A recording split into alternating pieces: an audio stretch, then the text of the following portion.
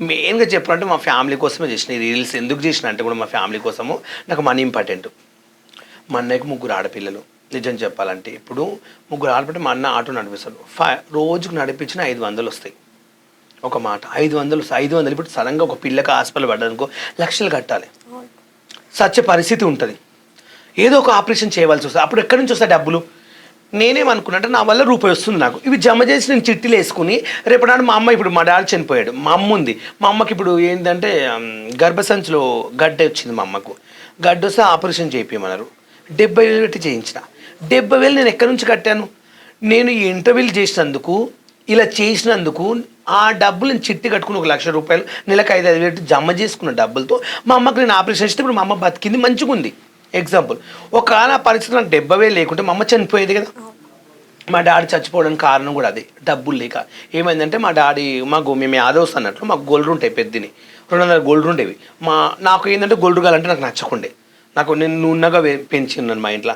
మా అన్నయ్యనేమో వంటలు చేస్తాడు ఊరుల్లో, ఆటో నడిపించాడు. ఆయన గోల్డ్ కడుకోమంటే మా చెల్లి పోయేది. మా చెల్లి వైట్ ఉంటుంది. మా చెల్లి అంటే మా ఇంట్లో ప్రాణం అన్నట్లు. మా చెల్లి మా డాడీ మీద పోతే నాకు బాధ అనిపించేది. నువ్వు ఎందుకు వెళ్తావు అమ్మ అంటే, మా అయ్య ఒక్కడే పోతావు, నువ్వు ఎలా నువ్వు తిరుగుతావు, నేను ఎలా ఉంటా అని చెప్పి మా చెల్లి మా అయ్య ఎంబడి జత కొయ్యి ఇద్దరు కాసుకొచ్చేవాళ్ళు. నాకు కొంచెం బాధ అనిపించేటాడు. అట్లా మా అయ్య కొంచెం సార దాగి బీడీలు దాగి కాలు వాసినాయి. హైదరాబాద్కి వేసుకొచ్చినాం. ప్రైవేట్ తీసుకెళ్తే 5 లక్షలు అయితే ఆపరేషన్ చేయాలి, బతుకుతాడని చెప్పాను. మా దగ్గర అంత డబ్బు లేదండి, మేము కట్టలేమండి, మాతో అమౌంట్ అయితే లేదని చెప్తే కరోనా రాకముందు అన్నట్లు, కరోనా వస్తుంది ఒక 8 నెలలు అనిందానే గవర్నమెంట్ హాస్పిటల్ తీసుకెళ్ళా. అక్కడ కాలు వాసి ఆ గవర్నమెంట్ హాస్పిటల్ మంచి పట్టించుకోక గోళీలు ఏవిచ్చి మా డాడీ చనిపోయాడు. అట్లా కొంచెం బాధ అనిపించింది.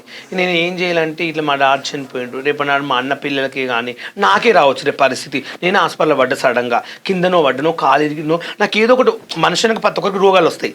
రోగాలు రాని మనిషి ఎవరు ఉండే భారతదేశంలో. ఎంత పెద్ద ఎమ్మెల్యేకి వస్తుంది, ఎంపీకి వస్తుంది, సీఎం కూడా వస్తుంది రోగం, రాకైతే ఉండదు. నేనేమనుకున్నా అంటే దీనివల్ల రూపాయి వస్తుంది నాకు. రేపన్నా నా పరిస్థితి వచ్చి నాకు ఎవడు ఇవ్వడు డబ్బులు. ఇప్పుడు అందరూ బావ అంట, ఆయక్క అంట, చెల్లి అంటే వాడుకుంటారు నన్ను. ఇప్పుడు నాది ఉన్నంత వరకు, నా డ్యాన్స్, నా అందం ఉన్నంత వరకు వాడుకుంటారు.